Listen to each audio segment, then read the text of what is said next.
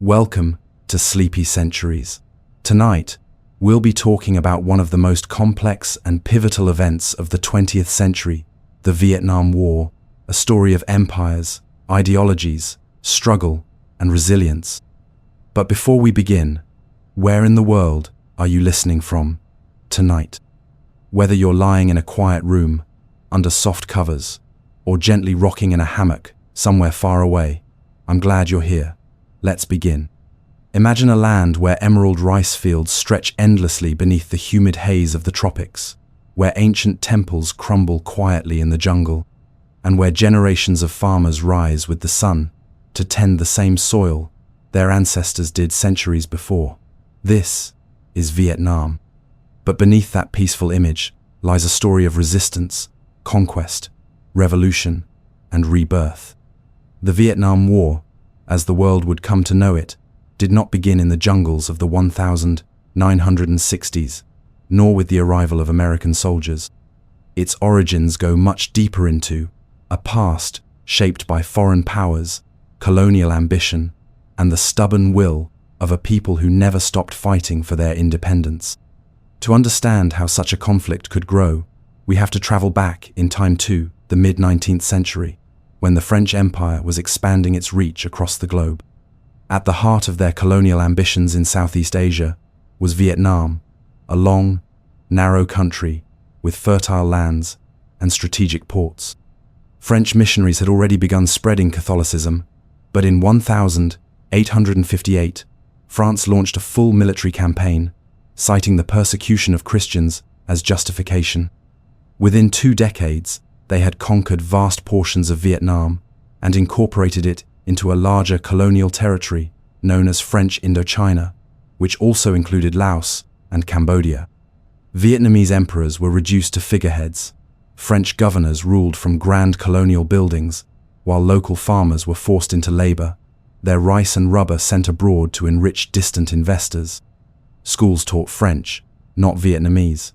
Traditions were mocked as backwards. Cities like Saigon became showcases of European elegance, while the countryside slipped deeper into poverty. But even in those early days, resistance took root. Underground movements began to form small at first, scattered and often crushed quickly. Yet each uprising left behind seeds. And among the next generation grew new leaders, new ideas, and new forms of struggle.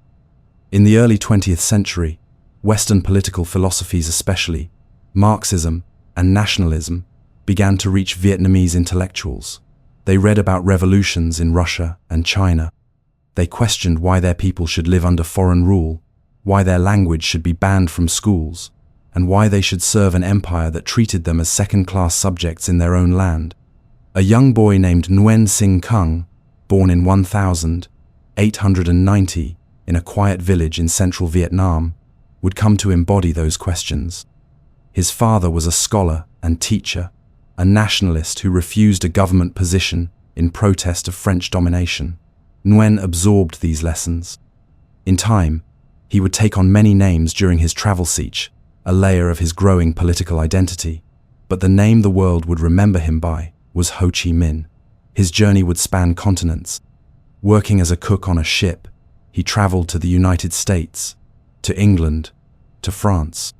He saw the inequality of colonialism mirrored in the streets of Harlem, in the factories of London, and in the politics of Paris. While in France, he joined socialist groups and wrote articles demanding Vietnamese independence. He believed that colonialism was not just a national issue, but a global injustice system built on the exploitation of the many by the powerful few. Later, he traveled to Moscow and embraced communism, believing it could offer a framework for liberating oppressed nations. By the 1920s, Ho Chi Minh had become a committed revolutionary, dedicated to freeing Vietnam from foreign control. Back home, meanwhile, resistance was gaining ground. In 1930, Ho helped establish the Indo-Chinese Communist Party. The French responded with harsh crackdowns, arrests, executions, censorship. But the world was changing. As the 1930s gave way to the chaos of the Second World War, a new opportunity for Vietnamese nationalists began to emerge. Japan invaded Southeast Asia, driving out Western colonial powers and occupying Vietnam. For many, the presence of a new foreign master changed little except perhaps the flags and uniforms. But for the Viet Minh, a revolutionary movement led by Ho Chi Minh, the Japanese occupation became a chance to build strength. They moved into the mountains and forests, organized guerrilla units, and quietly won the support of villagers, promising land reform and independence. By the time World War II ended in 1945, the Viet Minh had grown from a small band of idealists into a formidable force, ready to shape the future of their country. So, when Japan surrendered and French control weakened, Ho Chi Minh seized the moment. On September 20, 1945, standing in Hanoi's Ba Dinh Square before a crowd of thousands, he read aloud the Vietnamese Declaration of Independence. In it, he quoted words familiar to many: "All men are created equal. They are endowed by their Creator with certain unalienable rights." The words were from the American Declaration of Independence, but in this case, they were a call not to arms, but to recognition. Ho hoped the world, and especially the United States, would support Vietnam's right to self-determination, but it was not to be.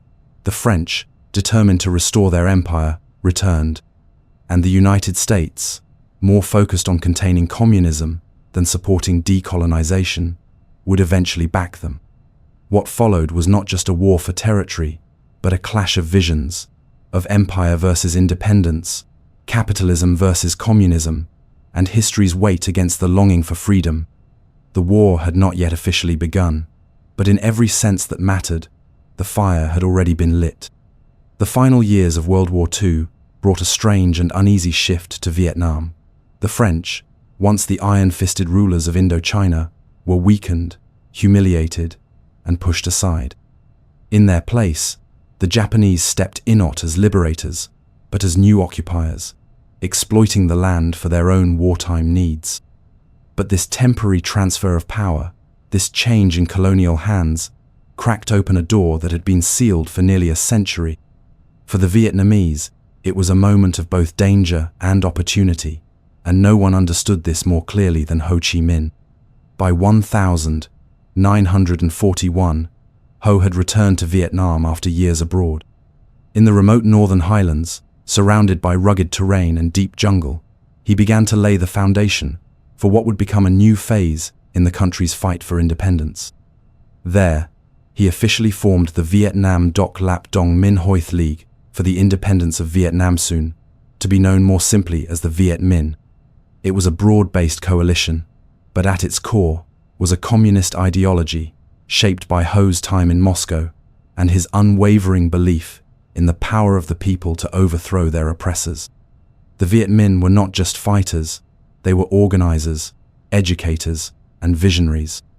They trained peasants to read, taught them about justice, and, most importantly, showed them that their suffering was not permanent, that freedom was possible, that even the poorest farmer had a role to play in reclaiming the future.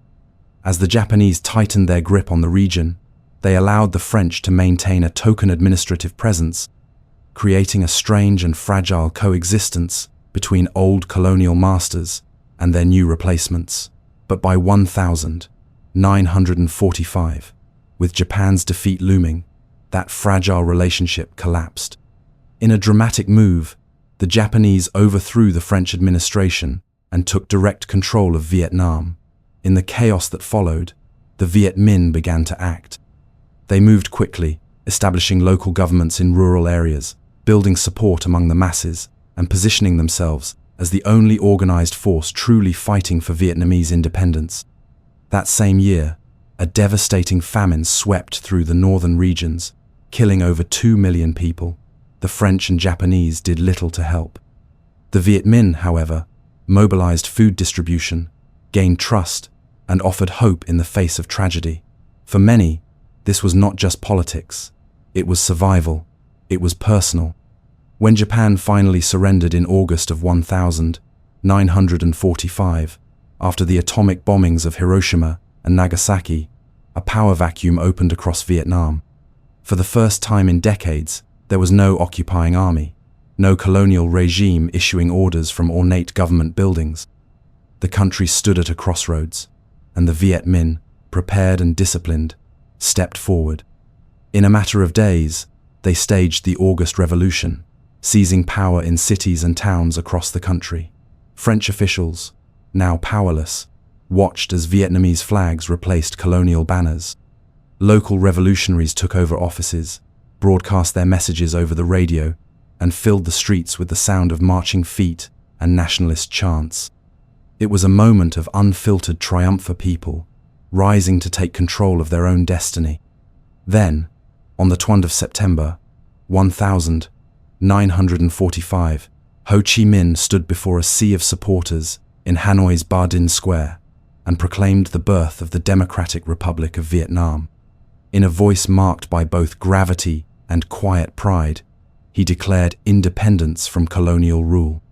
He cited the ideals of American and French democratic revolutions, hoping to win the sympathy and perhaps even the support of Western powers. The moment was symbolic and historic, but it was also perilous, because while the Vietnamese people were rejoicing, the world's great powers were drawing up their own plans. The Allied victory had come at a cost, and the global chessboard of influence and ideology was already being rearranged. According to the Potsdam Conference agreements, the Allies had decided to temporarily divide Vietnam along the 16th parallel for the purposes of disarmament. Chinese nationalist forces would accept the Japanese surrender in the north, and British forces would do the same in the south.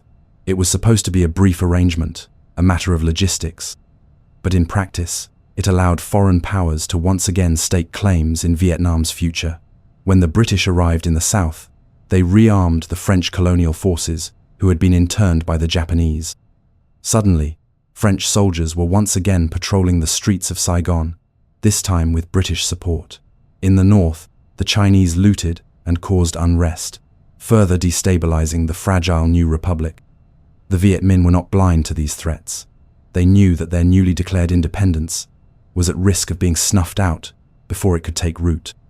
In the south, violence broke out between the Viet Minh and returning French forces.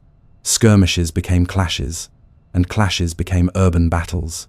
Civilians were caught in the middle. Fear spread. In Hanoi, Ho Chi Minh sought to avoid a full-scale confrontation while buying time to strengthen his government. He entered into negotiations with the French, a tense and difficult process that resulted in the March 6, 1946 agreement. France would recognize the Democratic Republic of Vietnam as a free state within the French Union, while both sides would temporarily allow French troops to return to the north. It was a compromise, and one Ho Chi Minh later admitted was made out of necessity, not trust. He famously said he would rather smell French manure for 5 years than eat Chinese dung for 1,000.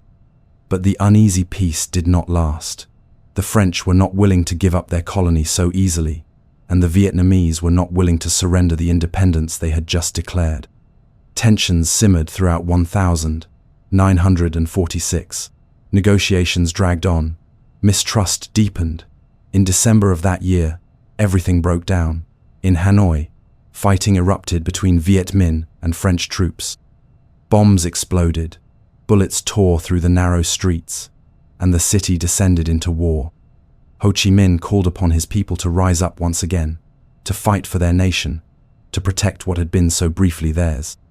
And so began the first Indochina War, a long and grueling struggle that would last nearly a decade. It was a war that began not just with armies, but with ideas, with the dream of a free Vietnam, with the memory of hunger, occupation, and resistance. And though the full fury of war had yet to be unleashed, the course of history had already shifted. The people of Vietnam, after generations under foreign rule, had made a simple but irreversible choice. They would not go quietly back into colonization. The world, distracted by its own reconstruction and rivalries, did not yet know it, but the battle for Vietnam's soul had truly begun.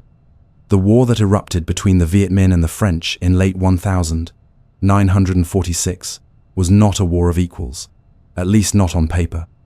The French returned to Vietnam with modern weapons, aircraft, artillery, and professional soldiers. They had naval support and colonial troops from across their empire. They came confident, certain they could reclaim their old colony with swift military force. But the world had changed, and so had Vietnam. The Viet Minh were no longer just a scattered group of guerrillas hiding in the hills. They were an organized nationalist army, hardened by years of resistance, supported by a vast network of civilians, and driven by something the French could never replicate: an unshakable belief in their cause. The First Indochina War unfolded slowly at first. In the cities, French forces tried to assert control, pushing back against the Viet Minh's urban uprisings. In Hanoi, fierce street battles reduced entire neighborhoods to rubble. The Viet Minh, outgunned and overwhelmed, withdrew from the cities and melted into the countryside, where they had the advantage of terrain, local support, and experience. In the rural north, especially the mountains and jungles around the border with China, they built base areas, trained fighters, and organized political cadres to spread their message. It was here that the true nature of the war began to emerge, not a conventional conflict of armies meeting on open fields, but a war of shadows and endurance, of ambushes on narrow trails, of patience, persistence, and pain. The French tried to break this resistance with sweeping military operations. They launched large-scale offensives, dropped paratroopers into suspected Viet Minh strongholds, and used aircraft to bomb remote villages and supply routes. But every time they struck, the Viet Minh faded into the forests, regrouped, and reappeared somewhere else. The French relied on forts and outposts, which dotted the countryside like lonely islands, but these became easy targets for guerrilla raids. Night after night, the Viet Minh would strike silently, suddenly, and then vanish. It wasn't about winning battles. It was about wearing the French down, bleeding them slowly, proving that the cost of staying would be greater than the cost of leaving. Meanwhile, the political front was just as important. The Viet Minh didn't simply fight for independence, they governed. In the areas under their control, they set up local administrations, held education campaigns, redistributed land from landlords to peasants, and built a sense of national identity that reached beyond regional or ethnic divisions. They weren't just rebels, they were creating the foundations of a new Vietnam, one that promised justice, dignity, and ownership of the land. It wasn't perfect, and it wasn't free from fear or control, but to many poor farmers and villagers, it was better than the distant, foreign rule they'd known before. The war dragged on into the early 1950s. As the world entered the Cold War era, global powers began to take sides. The United States, wary of communism spreading in Asia after the victory of Mao Zedong in China, began supporting the French with financial aid, military equipment, and advisors. They didn't send troops not yet, but by 1954, the US was paying a significant portion of France's war costs in Vietnam. On the other side, China and the Soviet Union provided aid to the Viet Minh, helping them build a more conventional military force capable of challenging the French on larger scales. The local struggle had become entangled in global rivalries. But for all the international attention and aid, it was on the ground in Vietnam that the war would be decided. In late 1953, the French military made a bold decision. They established a heavily fortified base in a remote valley in northwestern Vietnam, a place called Dien Bien Phu. The idea was to draw the Viet Minh into a conventional battle and destroy them with superior firepower. The valley seemed perfect, surrounded by hills, accessible by air, and defensible. The French were confident that the Viet Minh would never be able to move heavy artillery into such rugged terrain, let alone sustain a siege. But they were wrong. Over the course of months, tens of thousands of Viet Minh soldiers and porters moved mountains literally. They hauled artillery up the hills by hand, constructed bunkers and trenches in secret, and slowly encircled the French position. When the battle began in March 1954, it caught the world's attention. Shells rained down on French positions day and night. Airfields were destroyed, cutting off supply lines. The French, trapped and outmaneuvered, fought desperately, but the pressure was relentless. Rain turned the valley into a swamp of mud and blood. For 57 days, the siege continued, and then, on May 7th, 1954, the French garrison surrendered. The fall of Dien Bien Phu sent shockwaves through Europe and the wider world. It was the first time a major Western colonial power had been decisively defeated by a nationalist movement in a former colony. The myth of European invincibility was shattered. In Paris, public support for the war collapsed. The government, exhausted and humiliated, was forced to the negotiating table. Delegates from France, Vietnam, the United States, China, and other nations gathered in Geneva to find a way forward. The Geneva Accords, signed in July 1954, marked the end of the First Indochina War. Vietnam would be temporarily divided at the 17th parallel north of it, the Democratic Republic of Vietnam, under Ho Chi Minh. South of it, the state of Vietnam, led by Emperor Bao Dai and supported by the West. Elections to reunify the country were promised within 2 years. But those elections would never come. The ink had barely dried before tensions reignited. In the north, Ho Chi Minh and the Viet Minh celebrated their hard-fought victory, but also began consolidating power and preparing for what they saw as the next phase of revolution. In the south, the United States quickly moved to install and support a new leader, Ngo Dinh Diem, who was staunchly anti-communist and uninterested in unification under northern terms. What had been a war between colonizer and colonized was about to become something even more complicated. Vietnamese against Vietnamese, a struggle for the future identity of a divided nation, fueled by foreign ideologies and foreign powers. The First Indochina War had claimed hundreds of thousands of lives, destroyed villages, and left deep scars across the countryside. But it had also done something else. It had proved that empires could fall, that determination and sacrifice could stand against overwhelming odds, and that a small nation, if united by purpose, could force the world to listen. The French had come expecting to restore order. Instead, they left defeated, and the struggle for Vietnam's destiny was far from over. It had only just begun.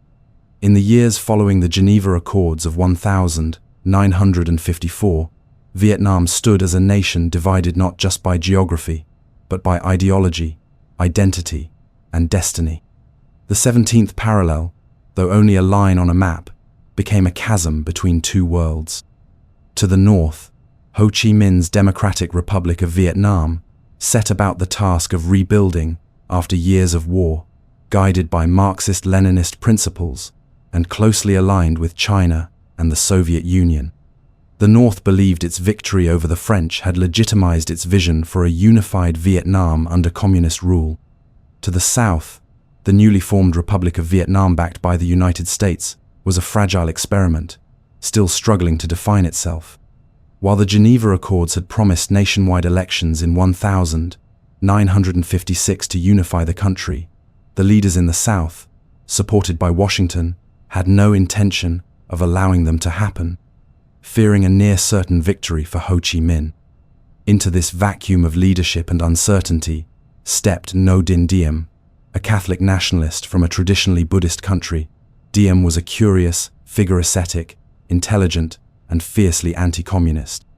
He had lived in exile for years and had little popular base in Vietnam, but in the eyes of the United States, he was someone who could serve as a bulwark against the spread of communism in Southeast Asia. With American encouragement and funding, Diem solidified his control, ousting Emperor Bao Dai in a rigged referendum and declaring himself president of the Republic of Vietnam in 1955. From the start, his rule was authoritarian. He surrounded himself with loyalists, many from his own family, and launched a campaign to suppress political opposition. Those suspected of communist sympathies, real or imagined, were arrested, tortured, and executed. His land reform policies alienated peasants, and his favoring of Catholics over Buddhists sowed deep divisions in the South's social fabric. Still, the United States poured in support. The Cold War was in full swing, and Vietnam had become a critical piece in the global chessboard of containment. American policymakers believed in the domino theory, the idea that if one country in a region fell to communism, its neighbors would follow in a cascade. The fall of China to communism in 1949 and the bloody stalemate in Korea had already shaken Washington's confidence. Vietnam, they believed, must not be allowed to become the next Laos. Billions of dollars in aid flowed into South Vietnam. American military advisors arrived to train Diem's army, but the U.S. was not merely providing weapons and uniforms, it was investing in a vision, a belief that democracy and capitalism, even if imposed from above, could take root in Southeast Asia. But beneath the surface, discontent simmered. In the countryside, where most of Vietnam's population lived, Diem's government was seen as distant, corrupt, and repressive. The promised land reforms often never reached the people who needed them. Village leaders were replaced by urban bureaucrats. The local traditions and customs that had guided rural life for generations were ignored or trampled. It wasn't long before resentment began to grow. In the north, Ho Chi Minh and his leadership watched carefully. While they had agreed to the Geneva Partition as a temporary measure, they had never intended to accept a permanent division of Vietnam. When the scheduled elections of 1956 were cancelled, the North Vietnamese government concluded that unification would only come through force. Plans began to form for a renewed struggle this time, not against French colonialists, but against fellow Vietnamese and their American allies. By the late 1950s, communist insurgents in the South, many of whom were former Viet Minh fighters who had stayed behind after the Geneva Accords, began organizing resistance. They targeted government officials, disrupted infrastructure, and slowly built a movement. In 1960, this resistance coalesced into the National Liberation Front, or NLF, which the United States would come to know as the Viet Cong. Though portrayed by Diem's regime and American officials as mere puppets of Hanoi, many NLF members were Southerners who had grown disillusioned with Diem's rule. They fought not only for communism, but against repression, inequality, and a government they saw as illegitimate. The NLF promised land to the peasants, self-rule to the villages, and justice to the oppressed. Their ranks swelled with volunteers, and their attacks became more daring. As the insurgency grew, the United States deepened its commitment. Under President Dwight D. Eisenhower, the number of American military advisors in Vietnam rose steadily. But it was under his successor, John F. Kennedy, that U.S. involvement took a decisive turn. Kennedy believed in the importance of stopping communism at the source and saw Vietnam as a test of American resolve. By 1963, over 0 American military personnel were stationed in South Vietnam. They trained troops, advised on strategy, and began accompanying South Vietnamese forces on missions. American helicopters flew combat sorties. American dollars built roads, bases, and airfields. Yet for all this effort, the situation in the South continued to deteriorate. Diem's heavy-handed policies alienated more people than they protected. His suppression of Buddhist monks especially, the infamous image of Thich Quang Duc immolating himself in protest shocked the world and turned global opinion against the regime. In private, American officials began to lose faith in Diem. Publicly, they remained supportive, but in the shadows, they made a fateful choice. In November 1963, with the tacit approval of the United States, a group of South Vietnamese generals staged a coup. Ngo Dinh Diem and his brother were captured and executed. The South was thrown into political chaos. One military regime after another took power, none stable, none capable of building the kind of legitimacy needed to rally a nation. Meanwhile, the Viet Cong gained strength in the countryside. Ho Chi Minh, though aging and increasingly removed from daily governance, remained a symbol of unity and determination. North Vietnam, under the strategic direction of leaders like General Vo Nguyen Giap and Le Duan, escalated its support for the insurgency in the south, sending supplies, weapons, and soldiers down a growing network of jungle trails that would become known as the Ho Chi Minh Trail. The path to direct American military intervention was now all but inevitable. In 1964, an incident in the Gulf of Tonkin where American naval vessels reported being attacked by North Vietnamese patrol boats provided the spark. Whether the second attack truly happened remains a subject of historical debate, but the political consequences were immediate. President Lyndon B. Johnson went before Congress and secured the Gulf of Tonkin Resolution, granting him broad powers to use military force in Vietnam without a formal declaration of war. Airstrikes began. Ground troops would soon follow. The conflict that had once been a colonial war and then a civil war was about to become something even larger, brutal, years-long confrontation that would draw in superpowers, divide nations, and change the course of history. What had begun as a fight for independence had now evolved into a test of global ideologies, with Vietnam caught in the crossfire. And for the people on the ground, in the villages, in the cities, in the fields, the hardest days still lay ahead. By the spring of 1965, Vietnam was no longer just a conflict in a faraway land. It had become a vortex, drawing in soldiers, resources, politics, and attention from across the world. What had begun as a guerrilla struggle in the dense jungles and quiet villages of Southeast Asia was transforming into a full-scale war between a superpower and a small, determined nation fighting for its own idea of unification and independence. Following the Gulf of Tonkin Resolution, the United States dramatically escalated its involvement.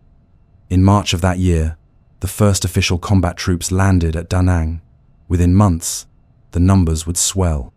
Tens of thousands of American soldiers, most barely out of high school, were flown across the Pacific, issued jungle fatigues, and thrust into an alien world of heat, rain, unfamiliar customs, and constant danger. Many had never heard of Vietnam before enlisting. Now, it would define their youth. The strategy was called search and destroy. The logic was simple: find the enemy, engage them, eliminate them, and withdraw. But Vietnam did not conform to the rules of conventional warfare. There were no clear front lines. There were no uniforms for the Viet Cong, who often blended seamlessly into the rural population. A farmer by day could become a guerrilla by night. Villages might harbor both sympathizers and enemies. American patrols would move into a region, sweep through forests, rice paddies, and hamlets, encounter sporadic resistance, and then leave only for the enemy to return hours later. Every shadow could be a trap. Every trail could be mined. The war became one of attrition, a grim arithmetic measured in body counts, kill ratios, and supply tallies. But it was an equation that never seemed to add up to victory. To combat the elusive nature of the enemy, the United States relied heavily on its technological advantage. Helicopters became the signature symbol of the war, lifting troops into combat zones, extracting the wounded, and bringing firepower to bear in places roads could not reach. Massive B-52 bombers rained destruction from above, flattening suspected enemy positions and disrupting supply lines. The jungle itself was seen as the enemy's ally, so the US turned to chemical warfare to strip it away. Operation Ranch Hand began in earnest, spraying millions of gallons of defoliants like Agent Orange across the countryside. The intent was to expose the enemy's hiding places and destroy crops feeding their forces. The long-term effects, however, would linger for decades, causing birth defects, cancers, and environmental devastation across both Vietnam and among returning American veterans. The Viet Cong and the North Vietnamese Army responded not just with cunning, but with an endurance that astonished many American commanders. They built intricate tunnel systems, stretching for miles beneath the ground. These underground networks contained living quarters, weapons caches, hospitals, and escape routes. Fighters would vanish into the earth, eluding capture and re-emerging to strike again. Their tactics were patient, deeply rooted in knowledge of the land, and often terrifying. Booby traps littered the terrain, punji stakes hidden in pits, tripwires connected to grenades, mines buried under footpaths. For American troops, fear became a constant companion. They walked carefully, spoke quietly, slept lightly. Even in moments of stillness, tension never left them. Back home in the United States, the public was being told that victory was on the horizon. Political leaders spoke of progress, of momentum, of light at the end of the tunnel. Yet the images on television told a different story. The war was the first to be broadcast into American living rooms on a near-daily basis. Grainy black and white footage showed villages in flames, soldiers dragging wounded comrades through muddy fields, helicopters lifting off under fire, and grieving families receiving flag-draped coffins. Doubt began to seep into the public consciousness. Questions grew louder. What were they fighting for? Who was the enemy? How would this end? For the Vietnamese caught in the crossfire, the war was not a distant political struggle, it was daily life.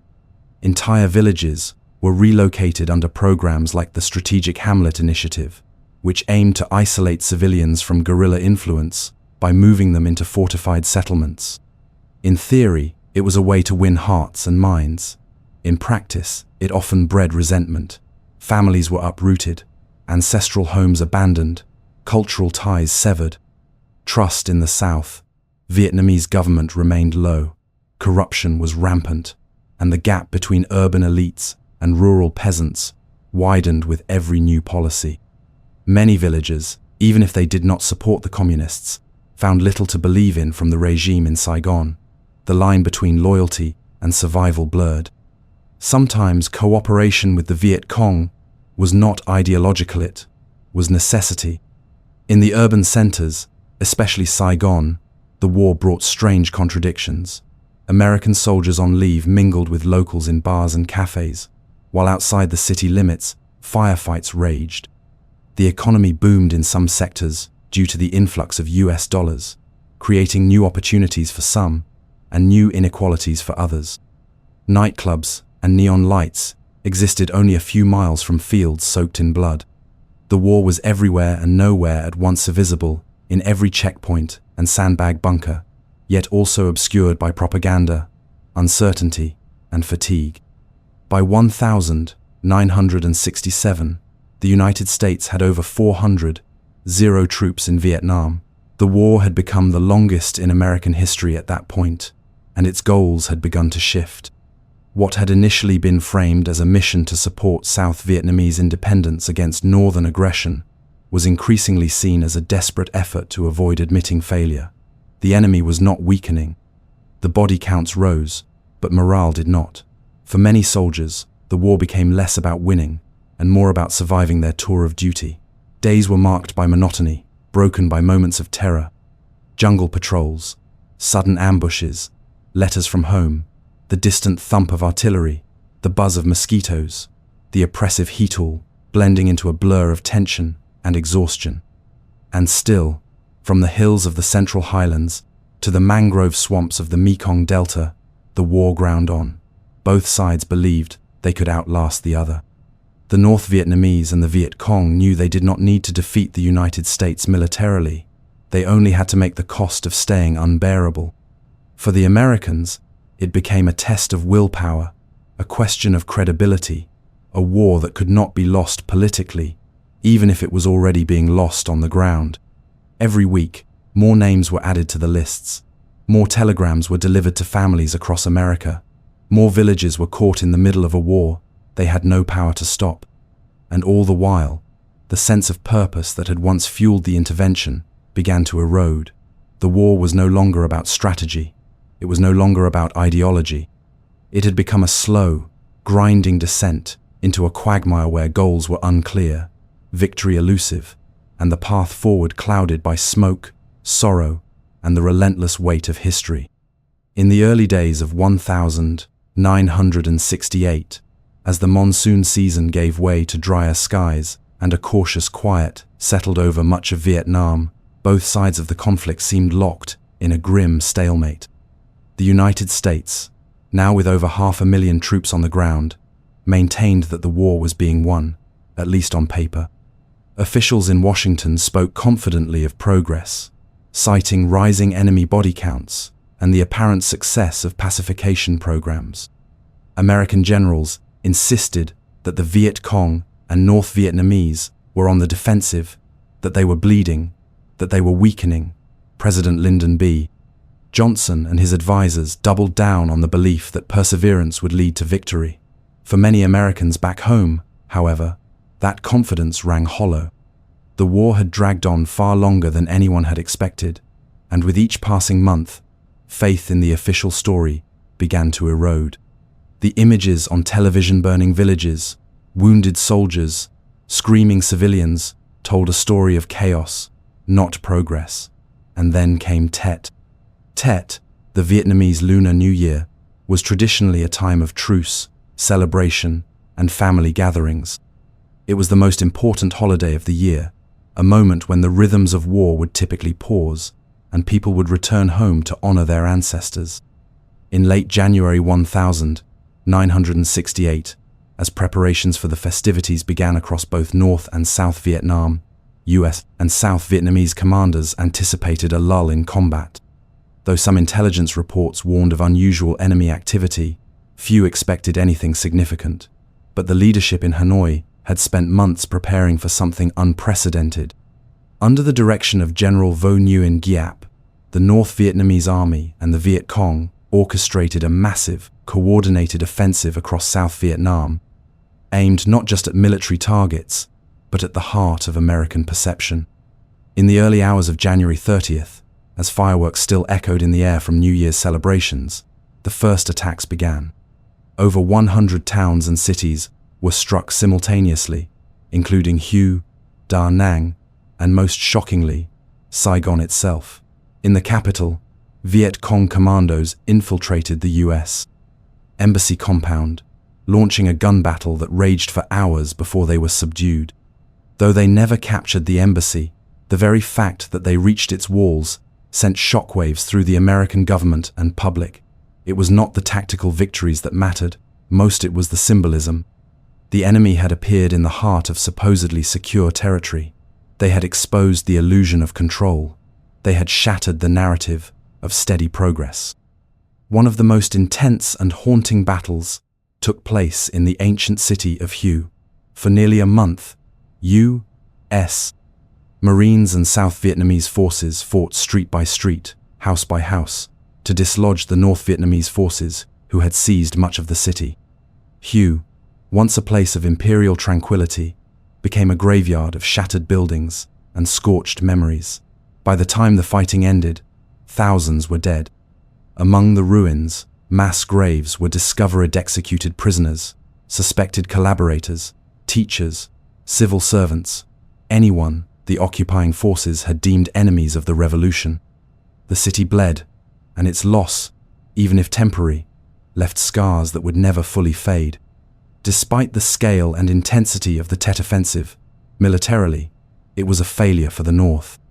They suffered enormous casualties, and none of the major uprisings they had hoped for among the southern population truly materialized. Their forces were pushed back, their numbers thinned. From a purely strategic standpoint, the offensive could be seen as a disaster, but war is rarely measured only in body counts. The true power of Tet was psychological. It turned the American public's understanding of the war upside down. If the enemy was so broken, how had they managed to strike everywhere at once? If progress was real, why did Saigon shake with explosions and firefights? Confidence in government statements crumbled, credibility unraveled. The images from the offensive, broadcast relentlessly into living rooms across America, painted a picture of a war far from being won. In the weeks that followed, the political consequences in the United States were immediate and profound. Journalists who had once taken a neutral stance began openly questioning the war's logic. Respected news anchor Walter Cronkite visited Vietnam and returned with a grim assessment, declaring that the conflict would end in stalemate. His broadcast, watched by millions, echoed the growing sentiment that the war was not only unwinnable, but had perhaps never been winnable at all. President Johnson, once resolute in his commitment to victory, watched his approval ratings plummet. Protesters filled the streets in growing numbers. University campuses erupted in dissent. Soldiers returning from the front lines brought stories of confusion, trauma, and disillusionment. The country was beginning to fracture. By March, just 2 months after Tet, Johnson announced that he would not seek re-election. It was a stunning admission from a sitting president, a man who had staked his reputation on perseverance in Vietnam. His decision signaled a shift in the American approach, but the war was far from over. It would drag on for years still, claiming thousands more lives. Yet Tet marked a turning point, a rupture between the official narrative and the grim reality on the ground. It changed the conversation. It altered the trajectory. It peeled back the curtain and forced a reckoning not only with the war itself, but with the truths the nation had told itself. In Vietnam, the aftermath of the offensive left cities scarred and rural regions unsettled. The Viet Cong, though damaged, were not defeated. They would never again mount an attack on such a scale, but their presence remained. The North Vietnamese shifted strategies, taking on a larger share of the fighting and beginning preparations for the long, grinding campaigns that would eventually lead to the fall of Saigon. For the South Vietnamese government, Tet revealed deep vulnerabilities, military, political, and moral. The reliance on American support was total. Without it, their position was untenable. The war, once seen as a fight for survival, began to feel more like a war of waiting for decisions to be made in distant Washington offices, waiting for bombs to fall from foreign planes, waiting for a future that always seemed just out of reach. And through it all, the Vietnamese people endured. They rebuilt their homes from rubble. They buried their dead in silence. They listened to the changing winds and adapted, as they had always done. The Tet Offensive may not have ended the war, but it transformed its shape.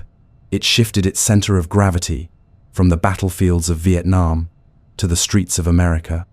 It was no longer just a war fought with rifles and helicopters. It became a war of memory, of perception, of endurance. And the question that now loomed over everything was not how to win, but how to end. As the dust of the Tet Offensive settled and 1,968 gave way to 1,969, the Vietnam War entered a new and even more uncertain phase. Lyndon B. Johnson, worn down by political pressure and haunted by the mounting cost of the war, stepped aside. Into the Oval Office stepped Richard Nixon, a seasoned political figure whose rise to the presidency was built in part on a promise to bring peace with honor to a conflict that seemed increasingly devoid of both.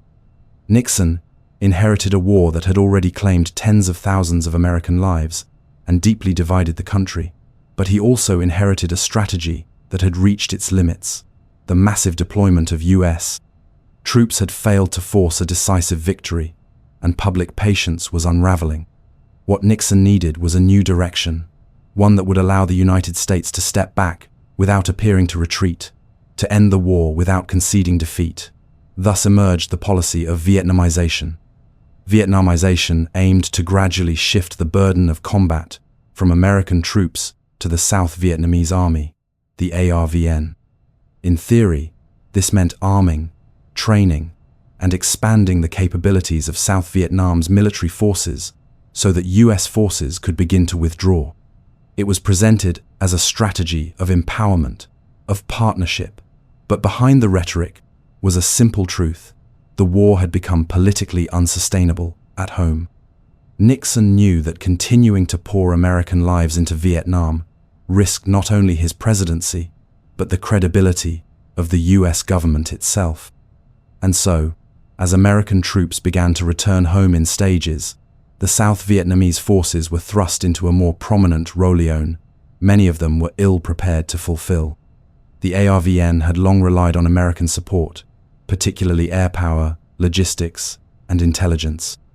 While some units fought bravely, many were plagued by corruption, poor leadership, and inconsistent training. The transition was never as smooth or effective as Nixon claimed in his speeches. But while the president promised a path toward peace, he also escalated the war in ways that shocked even his supporters.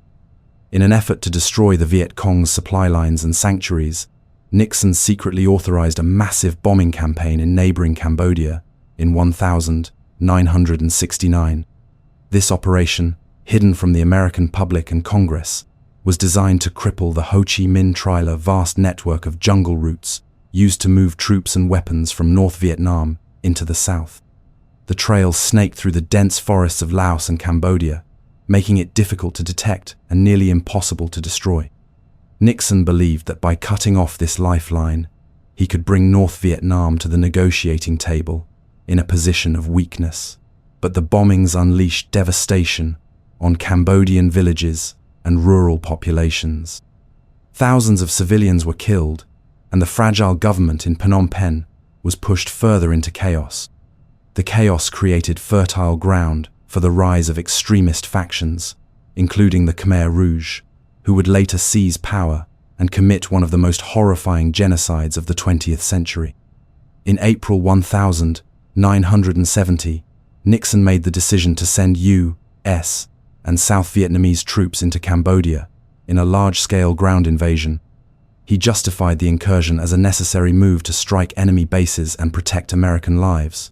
But the reaction back home was swift and furious. News of the Cambodian campaign ignited a firestorm of protest. College campuses across the United States erupted in demonstrations. At Kent State University in Ohio, National Guardsmen opened fire on student protesters, killing 4 and wounding 9. The images of young Americans lying dead on a college lawn shocked the nation and deepened the generational divide that had been growing throughout the war.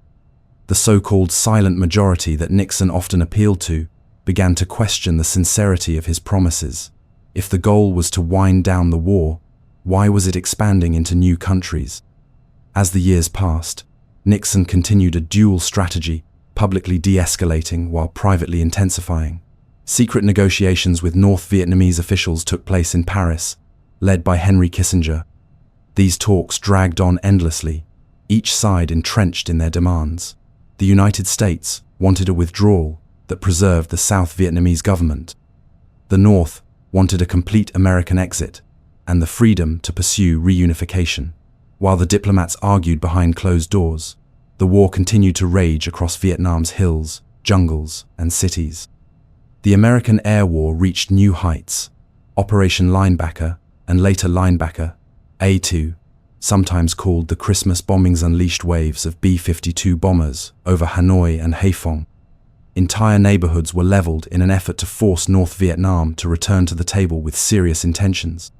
The bombings caused immense destruction and civilian casualties, but also revealed the lengths to which the US was willing to go in order to secure a face-saving exit. Meanwhile, on the ground, the morale of American troops began to deteriorate. As the mission grew more ambiguous and the end less certain, incidents of insubordination increased. Drug use, desertion, and even fragging, the killing of officers by their own men, became disturbingly common. Many soldiers no longer believed in the cause, no longer understood their purpose, and simply wanted to survive their tour and go home.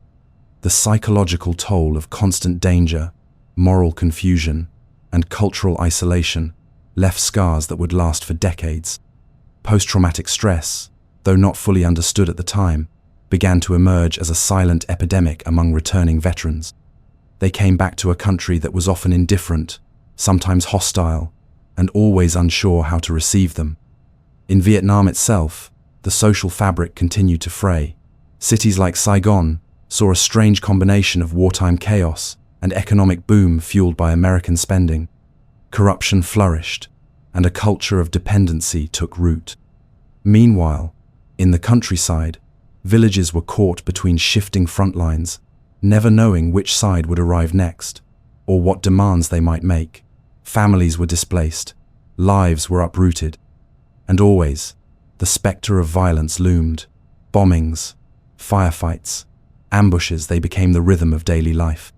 Children learned to recognize the sounds of helicopters, to hide at the first crack of gunfire, to mourn without tears.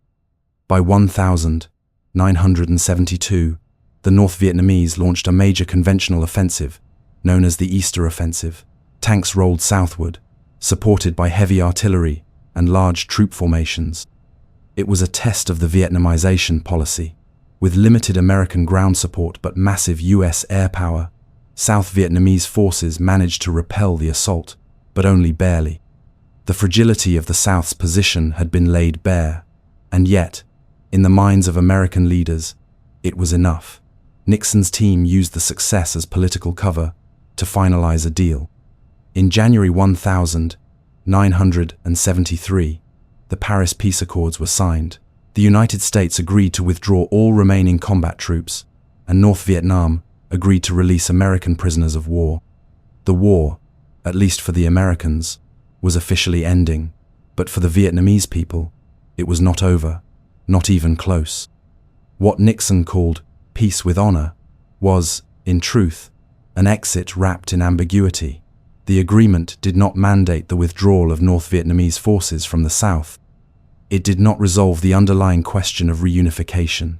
It simply paused the fighting between the Americans and their opponents, leaving the two Vietnamese governments to settle their future alone. Nixon promised continued military and economic aid to the South, but just 1 year later, under mounting political pressure and following the Watergate scandal, he resigned. Without his leadership, and with a weary Congress no longer willing to fund what had become an unwinnable and unpopular cause, the flow of US support slowed to a trickle. Vietnam, once the central battlefield of the Cold War, faded from the headlines in America, but in the villages and cities of Southeast Asia, the war's machinery still groaned forward. Ceasefire in name only, the fighting resumed almost immediately. And now, without American boots on the ground, the final act of the war would be written, not in foreign policy briefings, but in the courage, desperation, and sacrifice of Vietnamese on both sides of the divide. The peace Nixon had promised was fleeting, the honor still to be determined, and the cost already far greater than anyone had ever imagined. The Paris Peace Accords, signed in January 1973, were meant to mark the end of American involvement in Vietnam, but in truth, they merely rearranged the battlefield. Though the agreement called for a ceasefire and the withdrawal of US troops, it allowed North Vietnamese forces to remain in the South, where they already controlled vast areas of the countryside. The fighting, in reality, never truly stopped. What changed was the absence of American soldiers on the ground. The South Vietnamese Army, known as the ARVN, was left to hold the line with limited support, depending heavily on continued US financial aid, air power, and promises that grew increasingly empty as political winds shifted in Washington. The war that had once involved superpowers now fell back into the hands of the Vietnamese themselves, and the clock was ticking. In the wake of the peace deal, President Nixon assured the South Vietnamese government that the United States would respond forcefully if the North violated the terms of the agreement. It was a promise made to reassure, to mask the reality that the American public had grown deeply tired of the war and would no longer tolerate more troops, more spending, or more sacrifice. Nixon himself would not be around to keep that promise. Just over a year after the accords were signed, the Watergate scandal consumed his presidency. In August 1974, facing certain impeachment, Nixon resigned. His departure marked not just the end of a political era in the United States, but the beginning of the final unraveling of South Vietnam. In Saigon, leaders watched with growing anxiety as their primary benefactor descended into political chaos. President Gerald Ford, Nixon's successor, lacked both the mandate and the political strength to continue propping up a failing war effort on the other side of the globe. As congressional support for Vietnam aid evaporated, the flow of money and weapons to the South slowed dramatically. The ARVN, already overextended and heavily dependent on American assistance, began to weaken. Morale plummeted. Ammunition shortages became common. Maintenance of American-supplied equipment faltered. Desertions increased. The promise of Vietnamization, the belief that the South could stand on its own, was collapsing under the weight of reality. Meanwhile, in the North, the leadership under Le Duan and General Van Thien Dung saw an opportunity. They had waited, watched, and prepared. The war had taken a devastating toll on the North Vietnamese population, but their resolve had never broken. The patience that had carried them through years of bombing, invasion, and occupation now set the stage for their final push.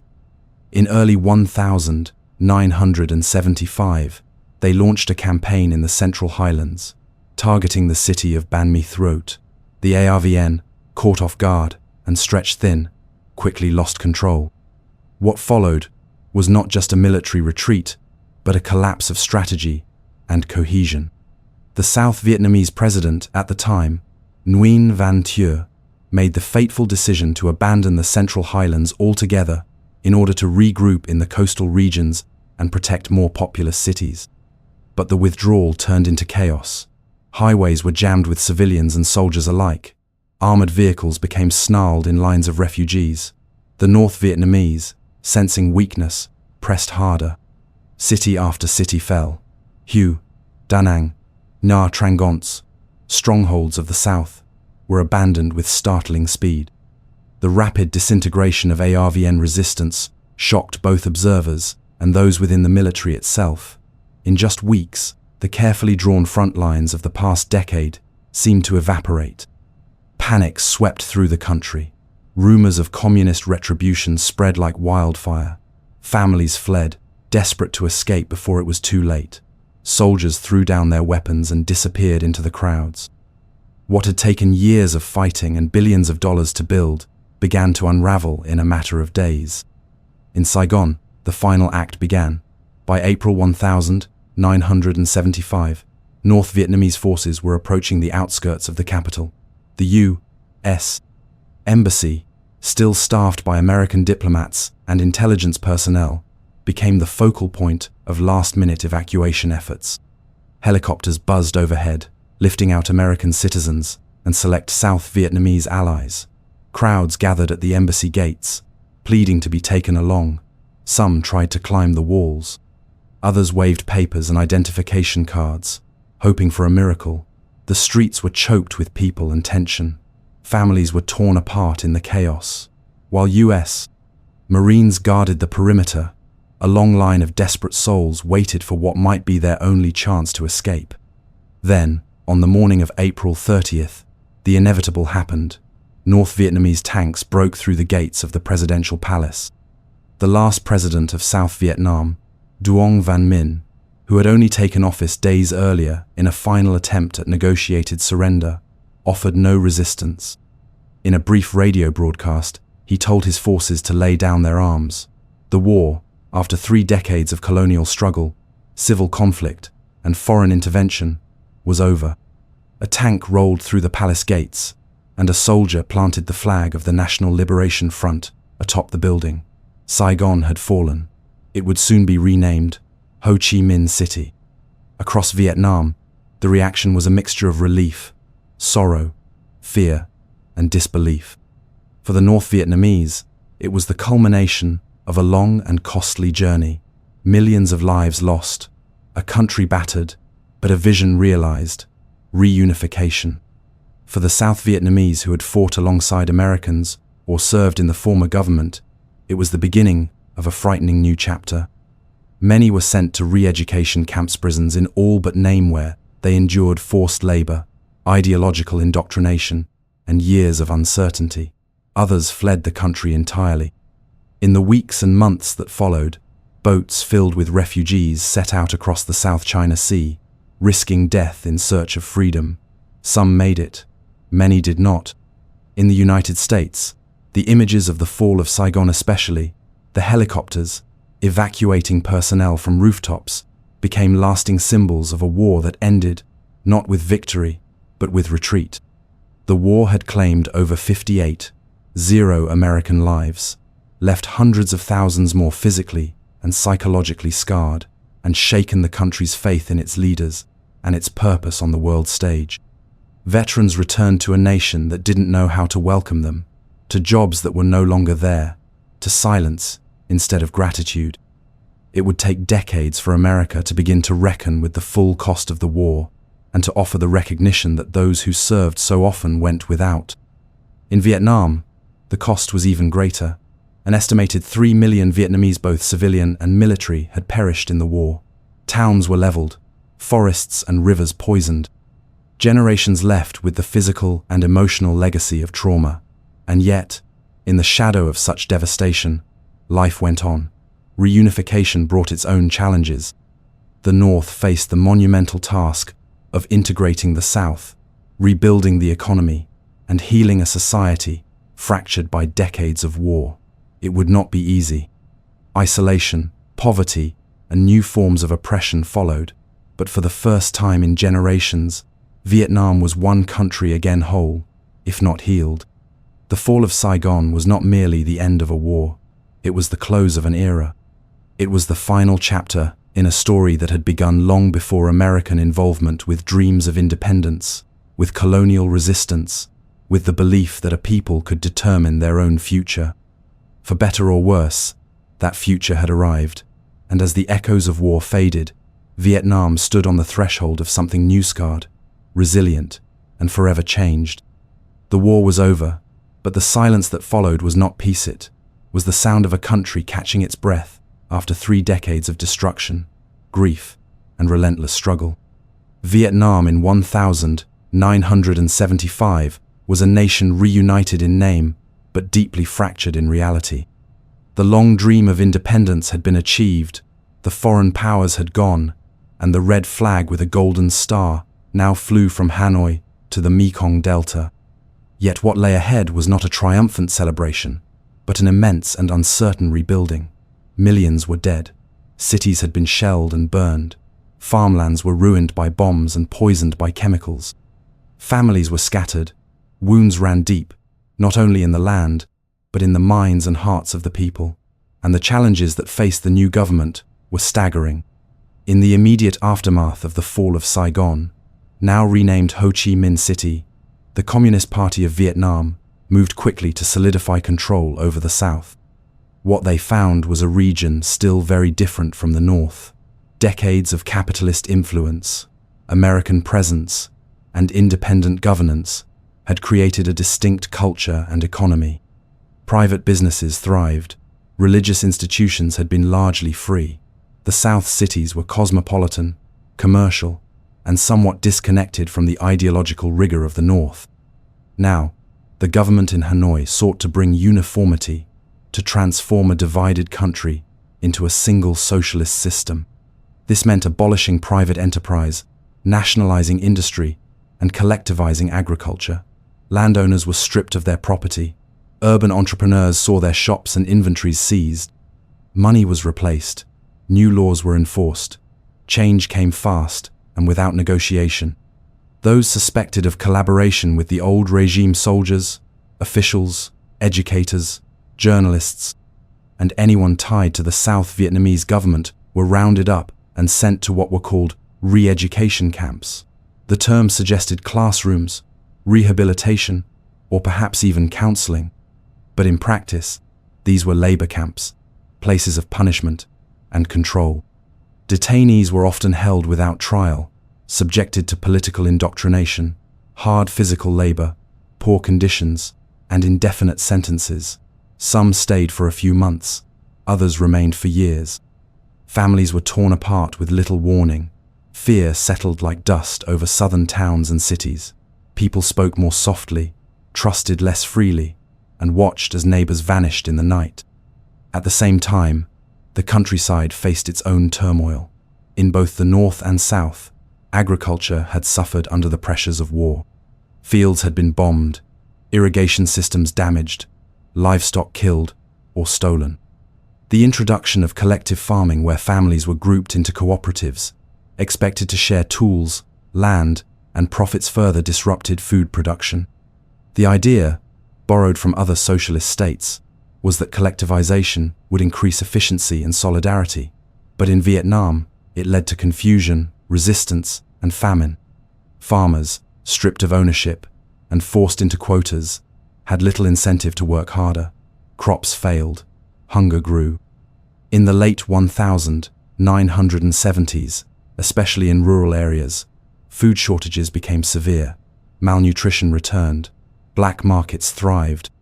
And all the while, the government continued to preach discipline, unity, and sacrifice. Internationally, Vietnam's new leadership hoped for recognition and support, especially from fellow communist nations. But even among supposed allies, tensions emerged. Relations with China deteriorated rapidly. In 1978, Vietnam invaded Cambodia in an effort to oust the brutal Khmer Rouge regime, whose genocide had shocked the world and destabilized the region. The invasion succeeded militarily. Pol Pot's regime fell, but the political cost was high. China, angered by Vietnam's incursion and its growing closeness with the Soviet Union, launched a brief but bloody war along Vietnam's northern border in 1979. It was a punishing reminder that even in peace, Vietnam would not be free from conflict. At home, the situation became increasingly difficult. The economy was stagnant, bureaucracy was inefficient, resources were scarce, infrastructure was in ruins. The population, though resilient, was weary, and yet, in the face of hardship, Vietnam endured. People found ways to survive. Families planted gardens, raised livestock in secret, bartered goods, and slowly began rebuilding their lives from the ruins. Communities supported each other. Stories of loss were passed down in whispers, and hope clung quietly to the edges of daily life. Many, however, chose a different path. In the years following the fall of Saigon, a mass exodus began. Hundreds of thousands of Vietnamese fled the country, risking everything to escape repression, poverty, or simply to seek a better life. They became known as the Boat People, men, women, and children crammed into overcrowded, rickety vessels, setting out into the open sea with no guarantee of safety. Pirates, storms, and starvation claimed many lives. Those who survived often spent months or years in refugee camps in Malaysia, Thailand, the Philippines, or Indonesia before being resettled in the United States, Canada, Australia, and Europe. The Vietnamese diaspora began to take root across the world. New communities formed in places like Orange County, California, and Paris, France, places where memories of the homeland remained vivid, where shrines to lost ancestors were built in kitchens and backyards, where children learned Vietnamese alongside new languages, and where the ghosts of war lingered in every family story. Back in Vietnam, the 1980s brought a slow, painful recognition that the post-war vision of socialist transformation had failed to meet the needs of the people. The leadership, still wary of Western influence, but increasingly aware of their economic stagnation, began to reconsider their course. In 1986, at the 6th National Congress of the Communist Party, a new policy was unveiled, Doi Moi, meaning renovation. It marked the beginning of a profound shift, an attempt to reform the economy while maintaining political control. Private enterprise was slowly allowed to return. Farmers could sell their produce on the market. Foreign investment was welcomed under strict regulations. The heavy hand of the state loosened, though never entirely. Over the next decades, these reforms would lift millions out of poverty, turn Vietnam into one of Southeast Asia's fastest-growing economies, and open its doors to the world. Skyscrapers began to rise in Ho Chi Minh City. Motorbikes flooded the streets. Tourists returned. Trade flourished. But the scars remained. For veterans, for families who had lost loved ones, for survivors of the re-education camps, and for those who had watched their villages disappear beneath fire and steel, the pain did not vanish. It sat beneath the surface, unspoken but present, in quiet glances, in missing photographs, in anniversaries marked without celebration. The war had ended, but its legacy was everywhere, in the Agent Orange victims still being born with birth defects, in the minefields that continued to kill, in the forests that never fully regrew, and in the hearts of those who remembered too much. And yet, despite all of this, life moved forward. Markets reopened, schools filled with children who had never known the sound of gunfire. Couples married, started families, told stories of struggle and survival. Vietnam, battered and bruised, did not fall apart. It rebuilt, it redefined itself. In time, old enemies became uneasy friends. The United States and Vietnam normalized relations in the 1990s. Embassies reopened. American presidents visited Hanoi. Trade agreements were signed. Diplomatic bridges were cautiously rebuilt. Still, the past lingered. War memorials stood quietly on both sides of the Pacific. Veterans from both nations returned in search of closure. Graves were tended. Names were read aloud. Some found peace. Others never would. What remained was the resilience of a people who had endured occupation, division, bombardment, and starvation, and who, in the face of every trial, refused to surrender their sense of identity. The Vietnam that emerged from war was not the same as the one that had entered it. It was more cautious, more scarred, more complicated, but it was also stronger, more determined, and alive. And in the rhythm of everyday life, in the clatter of street markets, the hum of city traffic, the quiet prayer whispered before ancestral altars, there was something like healing. Not perfect, not complete, but real. The kind of healing that only comes when a people chooses to carry its pain forward rather than let it bury them. There is a certain stillness that settles after a storm, a hush that lingers in the wake of upheaval, as if the world itself is pausing to take a breath. When we look back at the long, winding story of the Vietnam War, from colonial ambitions and whispered revolutions to the feverish violence of jungle battles and the heartbreak of division, we see more than a conflict. We see an entire century transformed. We see the rise and fall of empires, the collision of ideologies, the stubborn endurance of ordinary people, and the way hope can flicker, even in the darkest of hours. We see the small details that survive in memory: the smell of rain on red soil, the distant song of a radio at dusk, the hurried laughter of children who learned to play in the shadows of helicopters overhead. The Vietnam War left its imprint on millions of lives, on landscapes scarred by bombs and regrown with tangled green, on families that scattered across continents, and on the deep pulse of a nation that never truly broke, no matter how many times it was battered by forces beyond its control. For many who lived through it, the war is not a chapter easily closed. It is carried in quiet rituals, offerings made to ancestors, for those lost and never found, careful steps taken through fields still seeded with the past, long conversations whispered under starlight, searching for meaning in what can never be fully explained. Parents share the stories with children, not always in words but in the way they move through life, cautious, determined, patient. Across oceans, in cities far from the Mekong or the Perfume River, the Vietnamese diaspora carries the war as a kind of echo, a melody that weaves through generations, shaping dreams and identities, mingling pain with pride. For veterans, both Vietnamese and American, the memories of those years return in waves, faces glimpsed in crowds, the flash of a camera, a sudden silence that feels too familiar. Some find healing in community, in the slow work of reconciliation, in returning to places that once haunted their dreams. Others keep the past folded away, too heavy to unfold, but always present. The world, too, changed because of Vietnam. It became a cautionary tale, a study in hubris and humility, a reminder that even the most powerful nations cannot bend history to their will without cost. The lessons of Vietnam echoed in classrooms, in foreign policy debates, in movies and music and books. Never again, some vowed, even as new conflicts rose in distant lands. The war reshaped how wars are reported, how governments speak to their people, how societies wrestle with dissent. It exposed the fragility of trust and the deep need for honesty, for the courage to question, for the wisdom to listen before marching forward. And yet, for all its pain, the story of Vietnam is not just one of loss or regret. It is also a story of rebirth. In the years that followed, the country rebuilt, slowly and painfully at first, then with an energy that surprised the world. New generations grew up without the direct memory of war, but with its lessons still humming beneath the surface. The cities became brighter, busier, rice paddies stretched green once again.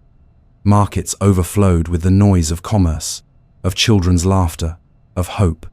Each Tet, the new year, families gathered to honor the dead and celebrate the living, to forgive, to remember, to imagine new beginnings. Even in places where scars are deep, there is space for new life to root and flourish. Those who visit Vietnam today can walk ancient streets, see old French buildings now painted in vivid colors, watch fishermen cast nets at dawn, or listen to elders recite poems beneath banyan trees. The country pulses with energy and resilience, a place shaped by tragedy, but never defined by it. The story of the war becomes part of the landscape, but never the whole. It lives in museums and monuments, in the gentle way people speak of the past, in the careful way land is tilled and homes are rebuilt. The memory of those difficult years is honored not only in grief, but in the persistent decision to move forward, to find peace even when absolute healing remains just beyond reach. As night deepens and the world outside quiets, the story of the Vietnam War becomes a tapestry woven from courage, mistakes, longing, and perseverance. It invites reflection, not only on the grand movements of armies and governments, but on the subtle resilience of the human spirit. Each generation, in Vietnam and beyond, inherits both the burdens and the gifts of that history, the caution, the empathy, the urge to rebuild. In the soft darkness, as your own breath slows, imagine the gentle rhythm of paddles on water, the steady steps of farmers returning to fields, the soft glow of lanterns flickering in open windows. Lighting the way home, history does not end. It continues layered, complicated, alive. And in the stillness that follows, there is room to dream of a world where the lessons of the past guide us not toward conflict, but toward understanding, forgiveness, and peace.